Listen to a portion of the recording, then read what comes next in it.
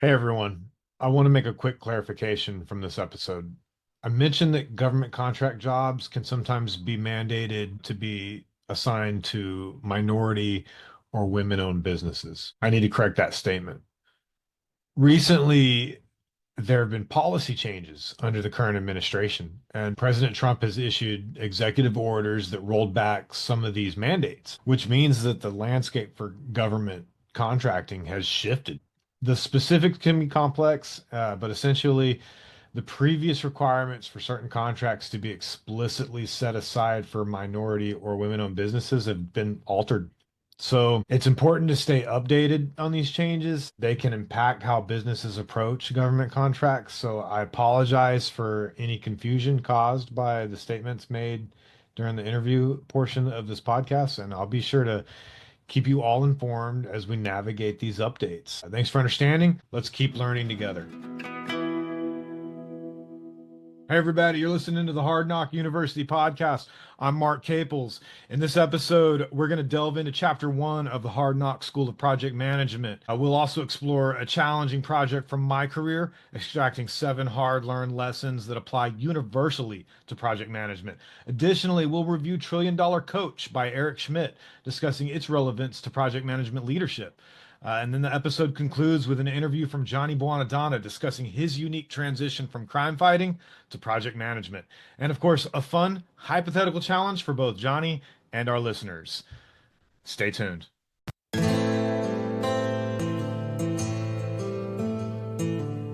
So that's all that happened to me today. I learned the hard way. Actually, it was a good learning experience for me.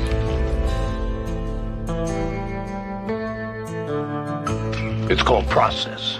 You never want to stop learning, because if you do, You got it, right? in many ways.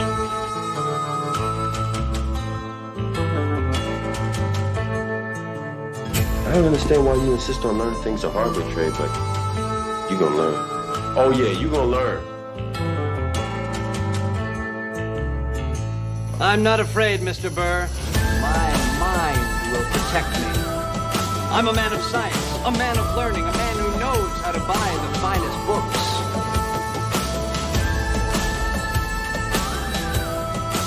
You're listening to the Hard Knock University podcast. We're sharing hard lessons learned the hard way. Everyone is welcome here. All we ask is that you bring an open mind and a good attitude. But on the other hand, man, I just as soon keep working, keep a little change in my pocket.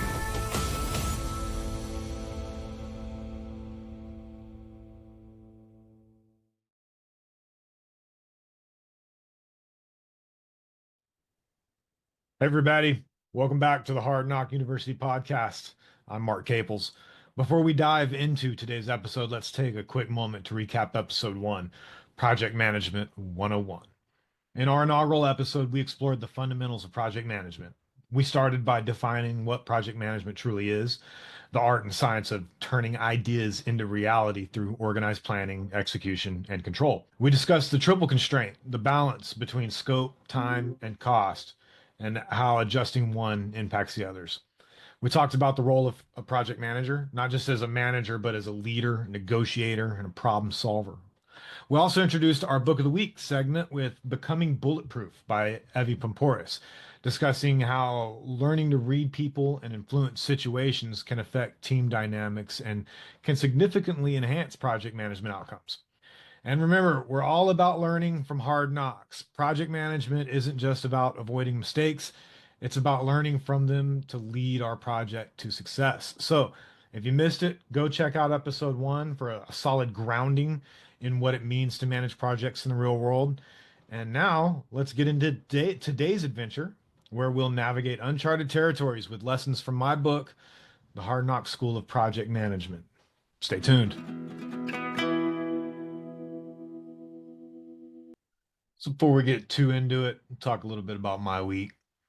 It's snowing in Texas. That doesn't happen very often. I live out at Canyon Lake, which is like halfway between San Antonio and Austin. And man, out here in the Texas Hill Country, it gets hot. and we don't really get cold weather all that often. But when we do, man, sometimes we get some crazy storms. During COVID, we had what we called snowvid, where it just like it snowed and snowed everything in, and everybody was already sort of locked down, and then you couldn't go out and do anything anyway because it was just freezing cold and there was all this snow on the ground. We had a good time, man. Those are good memories. Everybody cries about it, but man, when we get these little winter storms that blow through, I really like it. The girls don't have to go to school. My wife's a teacher, and then I have a teenage daughter. I tend to set up my work schedule so that I'm off on the days that they're off. But of course, if they get a surprise snow day, then, I'm not necessarily off. But, I'm autonomous enough out here that I can just kind of, take a snow day too. Anyway, yeah, it snowed here in Texas today, and we got like an inch of snow, but it's all right. It's pretty cool. Got a hot tub, and I've never been in the hot tub while there's snow out. And I do like getting in that hot tub when it's cold out. So finish this up. I might go jump in that thing as the sun goes down, pour a little glass of bourbon, smoke a cigar. Really looking forward to hearing from you guys. I put together the Facebook group. Let's talk a little bit about that. So on Facebook,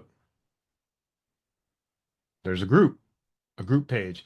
I thought about like what's the best way to go about this? Do I make a page for people to follow, or do a group page? And I decided on the group page, man, because um I want to build a community out of this, and I want to engage you guys. I want to talk to y'all and get y'all's opinions on all of this.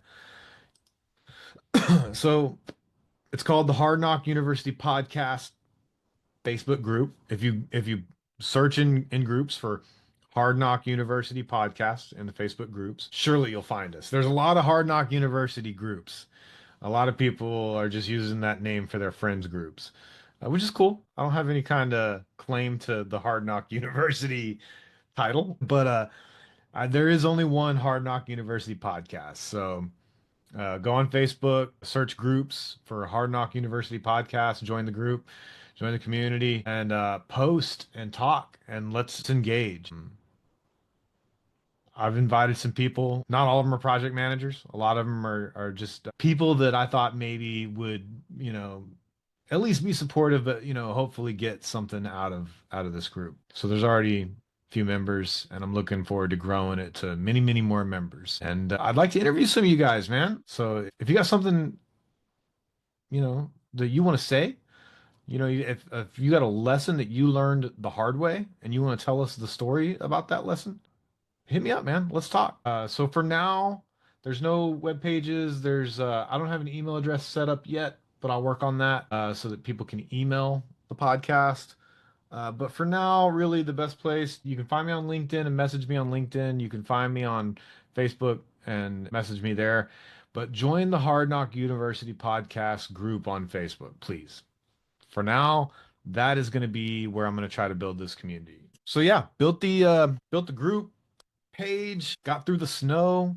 I'm gonna get in that hot tub later. That's really all that's going on here, man. It's like a week left in deer season. The Not the general season. General season ended, but they have like an extended doe season. I don't think I'm gonna be able to make it because next week I gotta fly out. The company that I work for, that I talk about in the book, the startup, we're based out of Maryland, just right in the DC metro area, and we have two company meetings a year where the company flies everybody out to Maryland and we powwow, and that's coming up next week. Uh, so I got to fly out to Maryland and back. We always have a good time.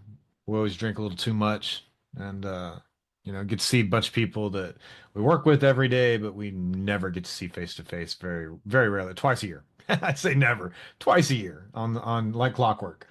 But I'm gonna get to see my boy Johnny, uh, who we're gonna interview. This podcast, you're gonna hear this episode. You'll hear from Johnny. Uh, talk to him. And then in February, me and Johnny are actually going to the International Builder Show in Las Vegas.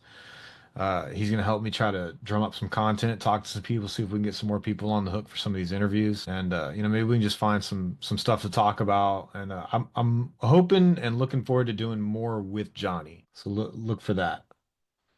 Anyway, that's enough about me. Let's jump into the meat and the potatoes of the podcast and get this show on the road. All right, everybody, let's dive into chapter one of the Hard Knock School of Project Management, Navigating the Uncharted.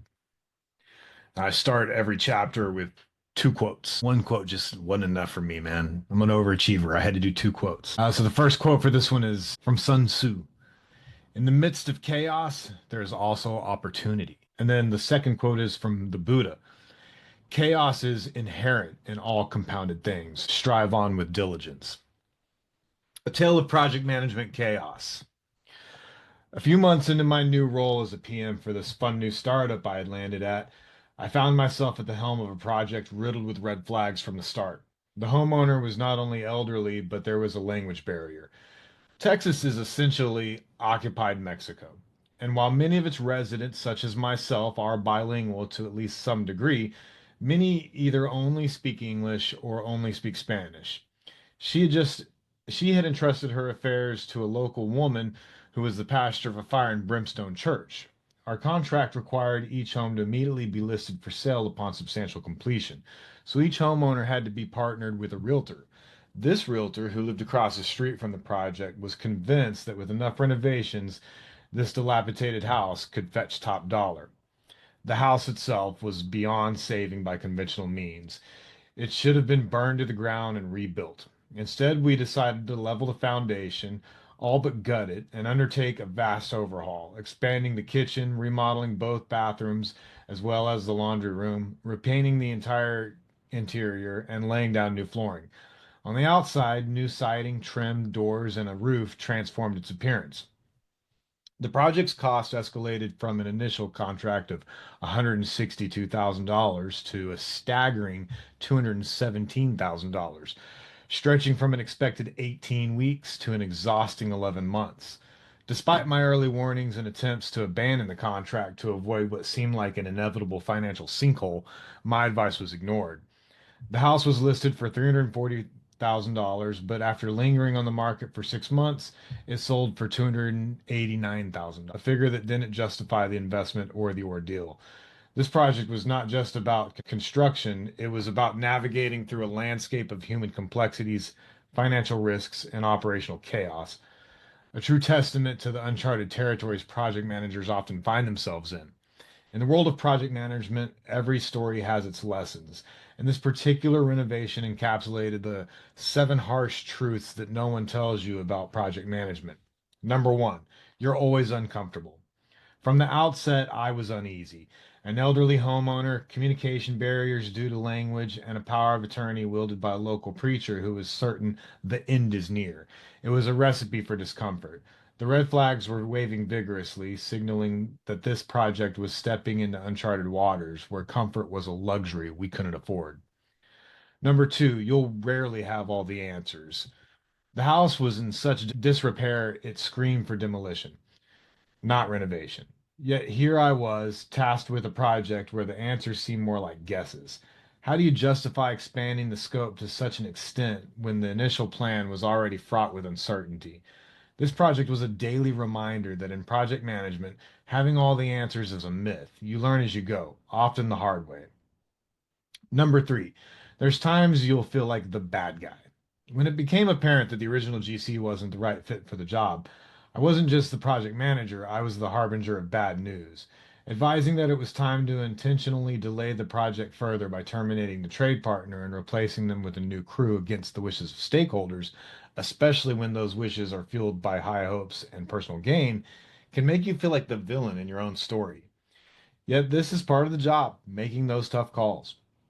Number four, most of your time is spent managing people, not tasks. My boss and his boss, the board and the investors in our little startup, the realtor, the local church leader with power of attorney, the elderly homeowner, and a team of contractors. Managing this mix was like conducting an orchestra where half the musicians were out of tune. The project's success hinged less on the tasks at hand and more on navigating the complex web of human expectations, motivations, and misunderstandings. Number five, success often goes unnoticed, especially for the PM. After 11 months of relentless work, the house was transformed, but the celebration was muted. The project ran over time, over budget, and despite the sell, the financial outcome was less than stellar. My role in salvaging what could have been a total loss went largely unacknowledged. In project management, your victories are often seen only in the numbers, not in the narrative. Number six, you're a translator for everyone and everything. I was translating not just the project's needs, but also cultural, linguistic, and emotional contexts, explaining why a $162,000 job ballooned to $217,000, or why the market didn't respond as expected to it. A $340,000 listing was part of my daily grind. Being a project manager meant being a diplomat, a psychologist, an interpreter of language and syntax, and sometimes an interpreter of reality. Number seven, the best plans will still fall apart. The original plan for this project was to take 18 weeks, but it stretched to nearly a year. Every change order, every unexpected issue with the house's structure, every market shift, these were not just deviations, they were the project's new reality. The best laid plans in project management were merely starting points, not guarantees. The hard lessons. This project was a crucible that tested every principle of project management. It wasn't about following a clear path, it was about forging one through chaos. The journey was as much about handling the human elements as it was about the construction itself, pushing me to grow in ways I never anticipated. In the end, project management was not just about managing a project, it was about managing through adversity to achieve something that, despite the trials, stood as a testament to resilience and adaptation. Project management transcends the mere orchestration of tasks and timelines. It is fundamentally an odyssey of personal growth, resilience, and adaptation. Through the lens of managing projects fraught with unforeseen challenges and human complexities, project managers are sculpted into leaders who not only navigate the chaos of construction, but also grow through resilience and adversity, adapt to ever changing conditions, and evolve in the capacity to lead, mentor, and inspire. This project illuminates that the true essence of project management lies in the ability to foster personal development, teaching us to embrace discomfort, manage the unmanageable, and transform failures into foundational lessons for future success. So that's chapter one, navigating the Uncharted. Man, I want to like talk about these chapters a little after reading them, but like you kind of just got to jump into chapter two because I pick up, the story and keep going with it. I don't want to start throwing spoilers out there this early in the game. But a quick recap of the chapter. I took the helm of a renovation project right here in Texas where there's language barriers. There was an elderly homeowner, a wild church leader with power of attorney, and it really set the stage for a challenging journey. The house was in such bad shape. It should have just been rebuilt from scratch. But, we embarked on a massive overhaul. We gutted it, expanded it a little bit, and completely remade the place. There was a lot of change orders, and the budget, got a little out of hand. The schedule went from 18 weeks to 11 months. And I called it out early on. I was like, man, this is bad contract. It's a bad deal. We shouldn't be involved in this. It's fishy. Let's just get out. And they weren't having it. We weren't getting out of it. Sometimes you just gotta play the cards you're dealt. And this was certainly an instance where I played the cards I was dealt, and didn't necessarily have a winning hand at the end of it all, but we got through it, and I learned. I learned lessons. Seven of them specifically. And we'll talk more about these lessons in depth and some other projects where I learned these lessons the hard way. But this particular project, certainly was a master class in navigating human complexities, financial risks, operational chaos, It wasn't just about renovating a house, it was about managing through adversity and learning resilience and understanding that in project management, you're often preparing for the next unexpected challenge because they just keep coming. All right, coming up, we got our interview with our guest and our book of the week. Stay tuned. Okay, our book of the week is Trillion Dollar Coach by Eric Schmidt, Jonathan Rosenberg, and Alan Eagle. The Leadership Playbook of Silicon Valley's Bill Campbell. I don't know if that's sometimes Zoom can really frustrate me. Look, it's a great book. It's it's not your run-of-the-mill leadership book. It's like a deep dive into how good coaching can really shake things up in teams and companies. So Bill Campbell, the guy at the heart of this book, had this philosophy where he wasn't about being the big boss. He was more about lifting everyone around him to do their best. He was all about coaching people to shine rather than just managing them. And that's a big one for us project managers, right? It's all about giving your team the space to grow, to come up with their own solutions, which often makes for some pretty resilient and creative projects. Trust was huge for him. He made sure everyone felt safe to throw out ideas or worries. In project management, that's like gold.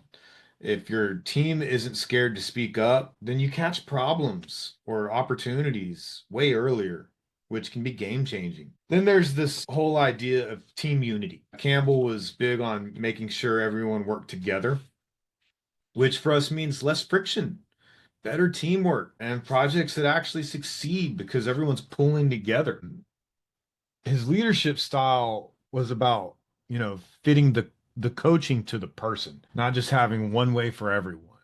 That's a lesson for project managers as well. You've got to adjust your approach based on who's in your team because one size definitely does not fit all. And what I love is that the book isn't all talk. It gives you real tools that you can use, like these trip report meetings for keeping everyone on the same page.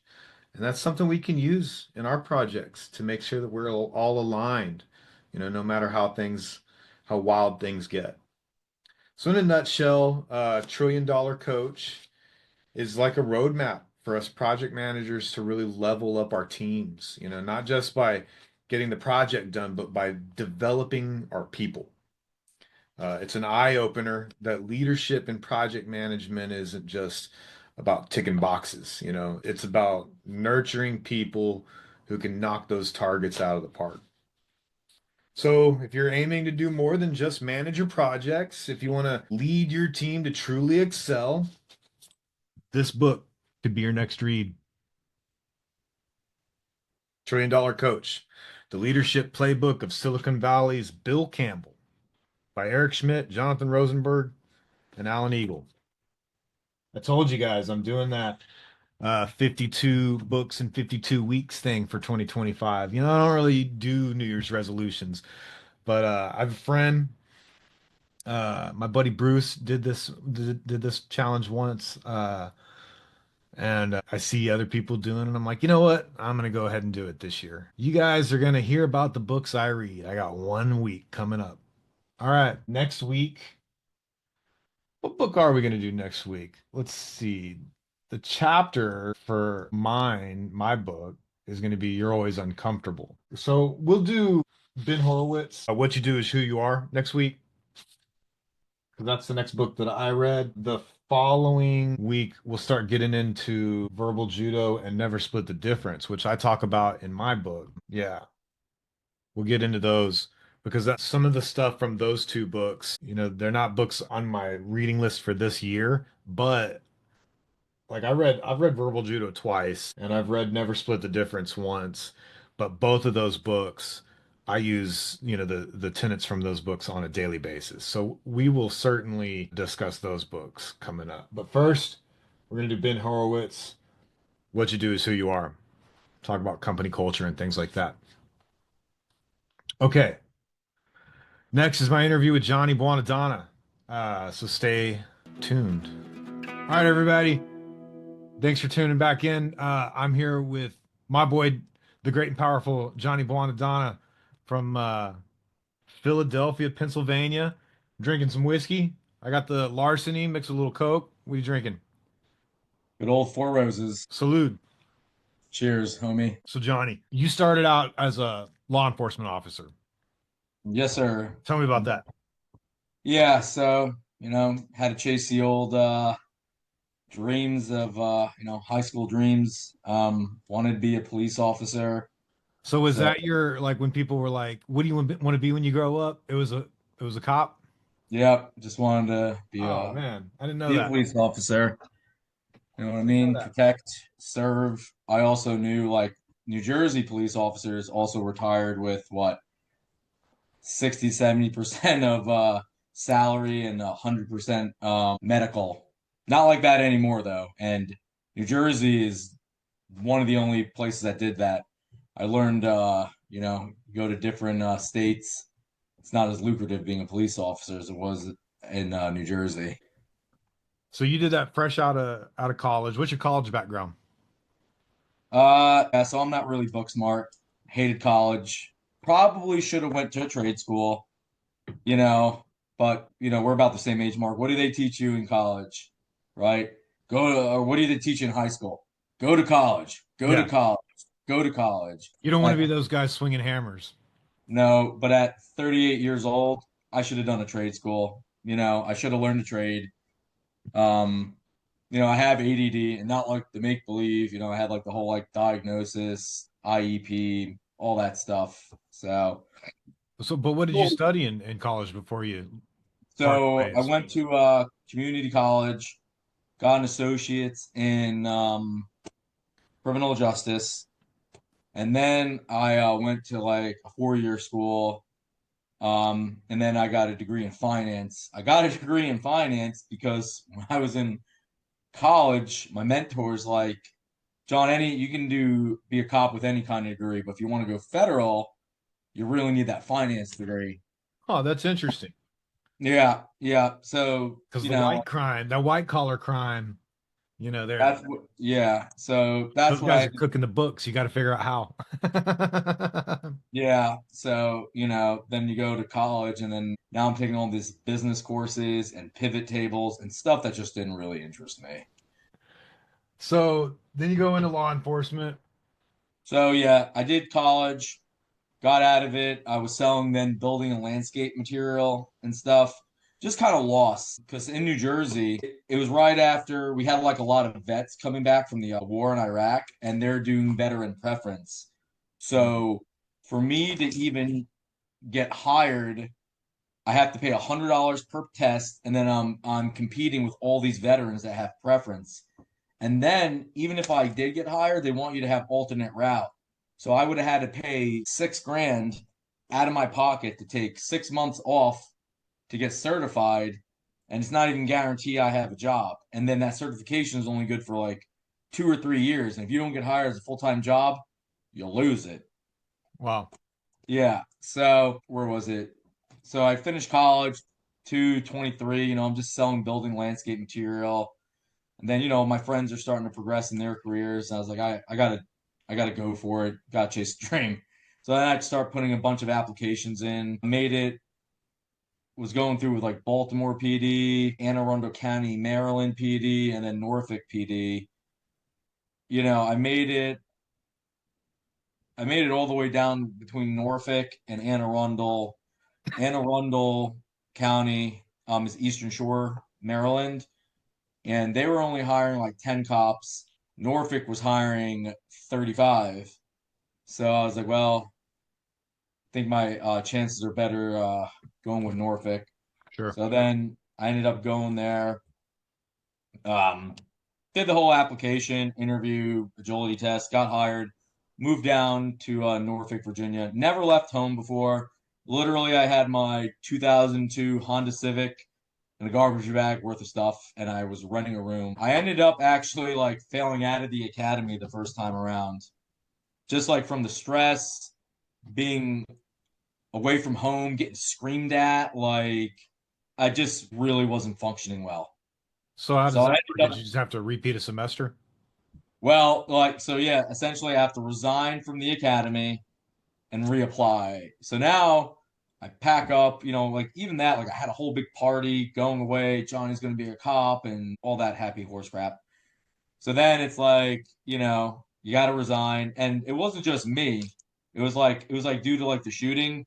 I like never really like was shooting firearms growing up and all that. So it's like the whole thing with drawing.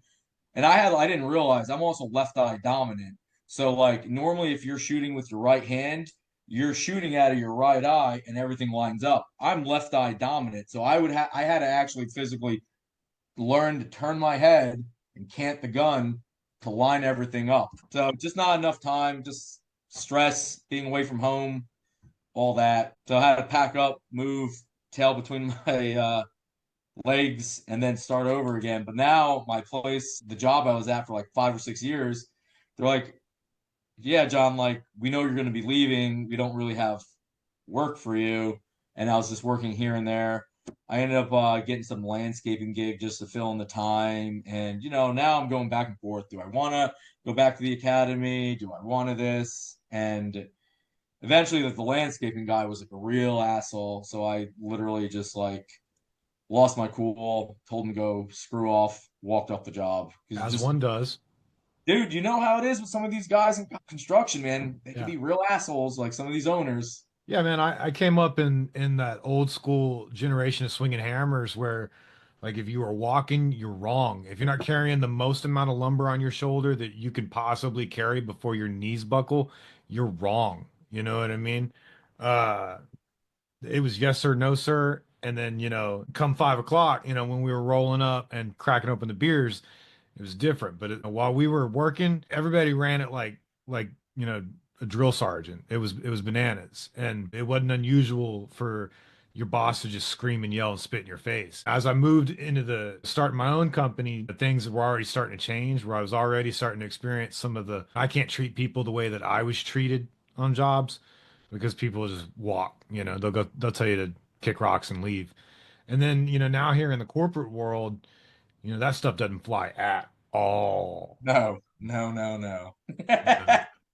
So, so where are we at in the story? You're doing landscaping while you're While I'm waiting for the academy to start, I got rehired back. Now I'm waiting for it to start and all yeah. that too. So what actually ended up happening was I had a friend that owned a real estate brokerage in Philadelphia, and I ended up, this is like 2012, 2013. I ended up moving in with him and his wife that he just got married to, and I was working for him for $90 a day, just doing manual labor while I was waiting for the academy to begin. And then like I went to go and he's like, "Hey, I want you to stay with me." But I'm like, "Nah, dude, failed out of the academy, got to do that." So I go back to Virginia, do the academy, make it through, learn to shoot, do all this stuff, and then I had a pretty successful career of like 5 full years of doing a police officer. And that's where I hit about like 31, 32. And I was starting to get homesick. It was no longer a good job or career to be a police officer. It wasn't like after 9/11 where they were heroes. It was like at the height of like Mike Brown, Freddie Gray, and I was just getting very cynical. It was just bad juju. Wasn't a good time to become a cop. So every single year, my friend that owned JG Real Estate is like, "Hey, you want to come back work for me? I could use a good guy like you." I'm like, "Nah, I'm still running and gunning, living the cop life." So year 4, I started making the transition, and I decided I was going to go back to. I think I wanted to move back closer to home. My parents were getting older. I had a brother that like passed away and overdosed. My dad was even like, "John, we can't take you getting killed in the line of duty." So like all that stuff started resonating with me, and I was like, "All right, I gotta make a change." And I'm still young enough, at 31, 32, that I can transition a career and maybe be successful. Because I've also known a lot of old cops that, they do 15 years and they leave the force or get fired or get kicked off, and then there's nothing left for them. It's a certain kind of skill set to be a police officer. Yeah. So I started burning my leave because I had a lot of sick time, a lot of vacation time, and once I hit my 5 year and I was gonna get vested for a pension, I pieced out. I found a stray dog. You met her when you were over 40, you know, on the mean streets of Norfolk. She was my little buddy, and kind of took her, picked her up, moved to Philadelphia, bought a duplex, and just started figuring it out. From there, I really didn't have construction experience. I literally was just reading books on project management, listening to podcasts on construction management, just anything on like managing and Yeah. like running What it. were some of those early books? Well, I think you even read it. Was it the uneventful, the unconventional project manager, The something? uh, project management for the unofficial project manager. That's it. Yeah, Yeah. did that. There was another podcast that was fantastic, and what happened was the guy stopped releasing them because he got over into the smart car. Like I guess he got into like mobile charges or EV chargers, and he stopped doing the podcast. But his podcast was one of the best, and it kind of sucked because like I haven't been able to listen to it for 3 years, and I forget what it was called. I really Uh, have to find it, but yeah. that was really good. So yeah, it was just a bunch of like that, and then I was given a job I was unqualified for. So now I'm managing construction jobs, and if you don't know what you're looking at, someone can say like, "Hey, this is really good," and you're like, "Oh, okay, that's what it looks like. That's really good," but it's Yeah. absolute crap. And then that's kind of what was happening. So like, I went to go work for my friend. I lasted about 6 months, and he's like, "John, like if it wasn't for your work ethic and how hard you work, I would have fired your ass. I'm going to send you to our friend that owns a construction company, and you're going to work." And then from there, like I went to go work for my friend that owned Spartan Drywall. And dude, I'm with the amigos, have a tool belt on, framing, demoing, carrying in bulk lumber at 32. And, I just used to joke around being like, I used to be a hero once. Look at me now. I You're used to still be a hero once. you're still my Like, hero. I know. Yeah, it's the guy that gave me the job, my buddy Jared. And now I'm hitting the ground running. Just like the 6 months of swinging a hammer and just being in it, I just started figuring it out, making systems. There, I was like making SOPs for the guys and just started doing it till like I was about 2 years and I wanted a raise. And we kind of had a difference on like what my value was worth. And I was told that I'm not worth, or what did he say? He's like, "You're Oh. not worth any more money to me." And that made me go ballistic. I pieced out in 2 weeks. In 2 weeks, I pieced out, and the guy I went for Spartan Drywall, I ended up working for him. So I was at like two years at JG. Then I was at Spartan Drywall, and Spartan Drywall was where I started doing a lot of commercial work and stuff, and started running a drywall crew.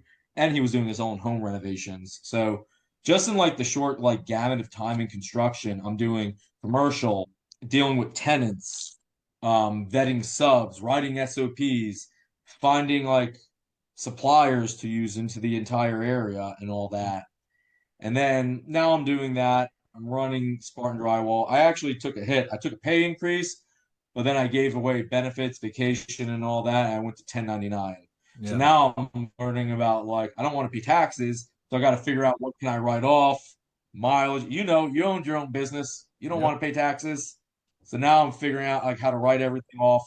I was actually smart, so I kind of did the math, and I knew that what I think I was getting weekly pay. I knew every month one paycheck would go into an account that I didn't touch for taxes. So when tax time came, I had the money, um, saved up and good to go. I did So not I do did that. that for a while until Yeah, I yeah. didn't do that, and that is a lesson that I had to learn the hard way about the taxes. But that's a story for But you're another not, day. yeah, yeah. Dude, you're not the only one. I know a lot of guys still on a payment plan for the old IRS. Yep. So I did that for a while until I got picked up by the old, where we met is the old Curbio, and it's where I spent it. We're going Curbio is on, actually really what? and we're going on almost 5 years there now. Nah, dude, I think we're both. I'm 3.5, pushing some. You're at I started January 2020, so it's been 5 years. All right, so that's a good transition into the next part of this whole thing. So we're all about hard lessons learned the hard way. So tell me a story about a project that taught that things didn't go right and you learned a hard lesson the hard way. yeah. Actually, it was probably like in my junior career when I was with JG. I think I had to find a sub to do roof capping and caulking, and like guy did the job, and I went and just paid him, and then we go and look at it, and it was absolute garbage. Like the metal, it's not clean bents, it's like dented all in there. The caulk, it's all like lumpy and like it doesn't have that clean thing. And I paid the guy in full, and he never came back. And that's kind of where like Jower's like, John, you gotta learn what you're doing and like what you're looking at. Yeah. And then that actually, my friend that owned Spartan Drywall, Dom Trullo, he's like, it really, he had like a very good lesson. He's like, John, you have to pretend when you work for someone, every dollar spent is your dollar. Do you want to be like pissing away your money or you're going to protect it? And that kind of just, always started like resonating with me because you see a lot of these subs, like you see maybe like a big corporation like Kirby or they see a big juicy, oh, they got the money. Mhm. And it's like, it's easy to say they got the money, man, but like, if you're trying to steal, everyone else is trying to steal. It's about, Yep. integrity is doing the right thing when no one's watching, so it's about being honorable and, Sure. and all that stuff. But yeah, that's just where I learned. It's like I Trust can but trust the work's verify. done correctly, but you gotta verify it. Gotta Yeah. verify it. Yeah. Well, we trust in the capabilities of our teams, but project milestones require verification. It just ensures that we're all on the same page. You got to verify. Yeah, and a guy might say, "Hey, I'm done," and then you go there, and it's like, "Bro, this ain't done." Gave you the Yeah. scope of work. Like, yeah, it looks done in the photos, but when you get there, it ain't done. Yeah, I can't tell you how many times, I've gotten a picture from a contractor and it's like, it looks great, but you got like this part that is an area of concern kind of cropped out of your image. Can you get me a couple more pictures? You know what I mean? Man, now it's like, yo, I want a video going Yeah. slow and looking. Hmm. Rock and roll, man. Um, all right. So now I got this little interactive challenge. We put it out to Facebook, the Book of Faces, and asked this question: if all you had was a truck and $100 to start with, how would you start a construction business? We talked about this, and you had the best idea. Trash removal.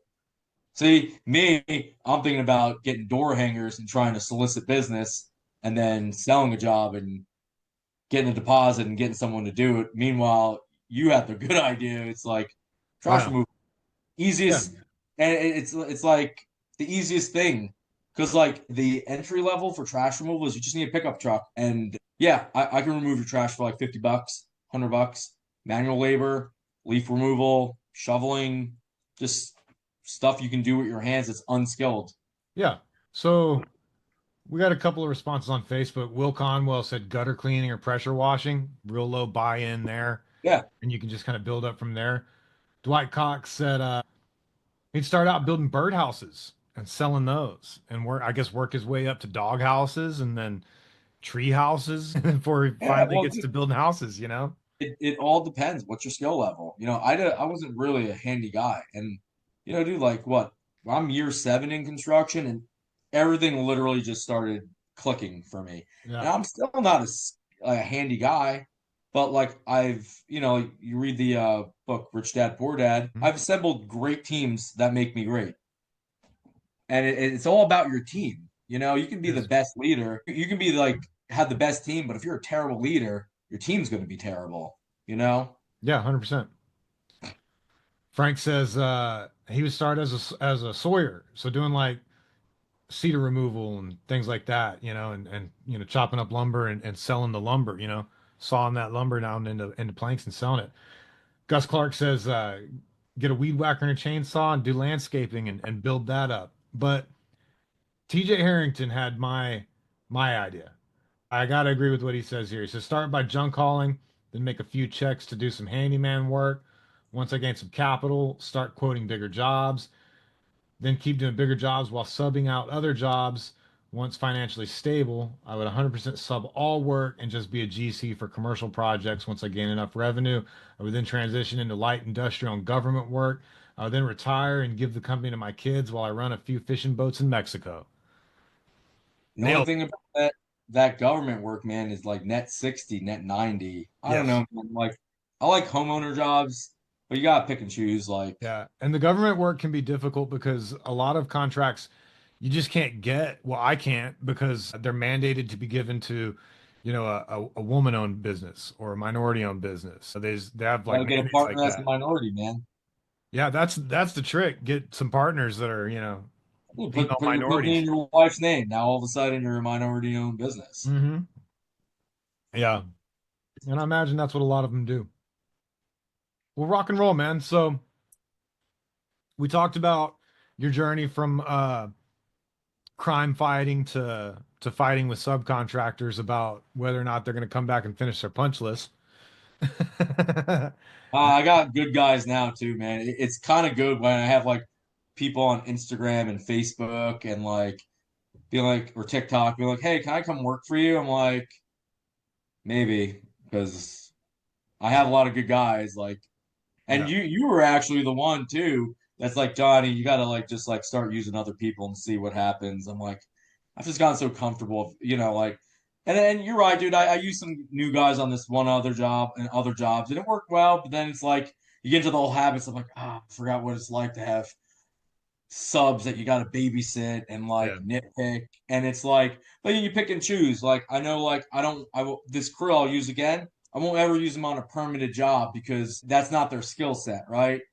I should have used one of my other good jobs on a permanent job and then use them on a non-permanent where they get in, they get out, and they rock and roll because they were moving super fast. It's just like now they're waiting for a plumber, now they're waiting for an electrician and slowing them down. So Yeah.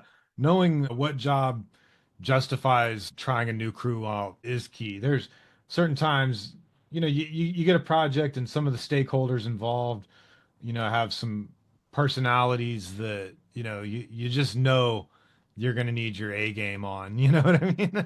And you can't try new guys out on those. Yeah, certainly when you get, an unoccupied home or something and it's a small scope of work, if you got a new crew that you need to try, you need to try them, just to see, because it could turn into something great. And you'll yeah, never know if you don't. All right, man. Before I let you go, I wanted to tell you I got your Christmas card. Yeah, yeah. and you guys sent out like this newsletter, what you and your family is up to. I don't send it out. The wife sends it out. Yeah. And I didn't get it. My wife got it. But no, y'all said that y'all were doing the dates by the ABC alphabet of dating. and that Yeah. y'all were on R. We jumped into that for A, we had a night in Austin together. For You ever listen to that B, song by Shane Smith, Night in Austin? Good song. there you go. For B, we went and visited some friends in Bastrop. And so maybe we're not doing this right with, just like using cities that are nearby. Like legit, like it has to be an A, like art museum. B would be like bowling. But hey, like if you ain't cheating, you're trying. You're at least going on dates with the thing. So, but you're on C right now, you said? That C's next. Wait, In the real letter, quick. y'all were on R. What do y'all got going on? Dude, I think we closed it out. I forget where we're at, to be honest. Like we're almost there. Maybe we're at like Z or X or something. You know what I Yeah. mean? But dude, a lot of the things is like we were running out of ideas. I was going to chat GBT, date ideas that begin with C, and we got some cool stuff with it. You know what I Yeah. mean? Yeah. Let's see. Well, what can we give the old Mark? Date ideas that begin with C. Cooking class, camping, concert, coffee shop hop, a comedy show, Those are all cycling, great. Yeah. crafting. I can't imagine you crafting. Well, no, you're a carpenter. You love crafting. Charity work, chocolate tasting, cheese making, chess, I'm not going to do cheese making. city There were some really tour, good ideas in that, though. I like that. I'll take it to the old lady. craft beer tasting, couple spa day, cocaine. I don't know if the Just wife's kidding. going to be down for that one. Yeah, I don't blame you. All right, Johnny, I appreciate you taking the time. I look forward to doing this some more. Maybe we can do a few where you straight up co-host with me and it's not so much me just talking to myself in this room by myself. Hey man, yeah, dude, maybe we do a live one at the company meeting next week. Yeah, we got that coming up, so certainly we can try to get some content, and then of course the trip to Vegas. Really looking forward to that. That's gonna be fun. Trade Yeah, show. I'm excited. yeah. And if we can't drum up some content there, then we don't have any business doing a podcast. All right, man. It's been a blast. Thanks for joining us on the Hard Knock University. Later, brother. Ta-ta, sir. Okay, wow. We covered a lot of ground on the Hard Knock University podcast tonight. We've navigated through some uncharted territories with that wild renovation story, unpacked some hard-earned lessons, and even dipped into the wisdom of the $1 trillion coach. Next week, we're going to review What You Do Is Who You Are by Ben Horowitz. We'll dive into chapter 2 of the Hard Knock School of Project Management. You're always uncomfortable. This is when we finally start getting into lessons. Lesson number 1 is you're always uncomfortable. We'll talk about that. And then we'll interview my buddy Todd. Todd Roth is a musician, a blues musician, and a expert luthier artisan. He makes custom guitars and also does repairs and setups and stuff, but to pay the bills. But we're going to talk to him about how being a self-employed musician is much like running a business, amongst other things. We'll ask him, what he learned the hard way as well. I hope that you're walking away today with not just insights, but also a little bit of motivation. Just remember, guys, every project, no matter how tough, is a chance to learn, grow, and maybe even laugh a little about the absurdity of it all. The heart of project management, as we've seen, is not just in planning or the execution. It's in the people we work with and the obstacles that we overcome. It's the small victories that we celebrate along the way. Whether you're dealing with language barriers, managing expectations, or just trying to keep a project on track, you're part of something bigger. You're shaping the future one project at a time. I want to leave you with this thought. Every hard knock is an opportunity to become bulletproof. Each challenge is a chance to not just manage projects, but to lead with resilience, to coach your team through the storms, and to come out on the other side stronger, wiser, and more connected. Thanks for joining me on this journey through the Hard Knock University. Keep those questions coming, share your stories, and let's keep learning together and build this community. Until next time, stay curious, stay resilient, and remember, in the world of project management, the biggest successes often come from overcoming the hardest knocks. Good night, everybody.